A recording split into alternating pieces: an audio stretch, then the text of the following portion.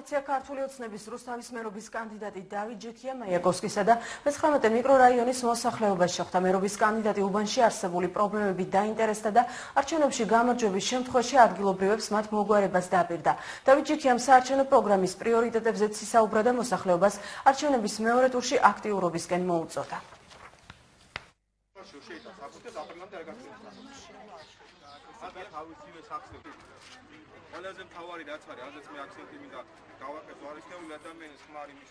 პრობლემები არის ამ უბანში როგორც მთელი რუსთავის მასშტაბით, ამას კეთილი ნება მიდგომა ჭირდება. გარდა ამისა, ქონდა საუბარი სადარბაზოებში რა შეიძლება გააკეთოს მერიამ და მე მინდა ინფორმაციაც გავავრცელო. ამოდენიმე შეხვედრაზე იქვა ასეთი რაღაც, რომ თითქოს მერია ითხოვდა რაღაც თანხების აგროვებას, იმისთვის რომ რაღაცა კეთილი მოეწყოს სადარბაზოები. მე რაც ინფორმაცია მაქვს ყოველ შემთხვევაში, რასაც მე ინფორმაციას ვფლობ, მერიას ესეთი დირექტივა არ აქვს გაცემული. ჩვენ ვაგრძელებთ შეხვედრას მოსახლეობასთან.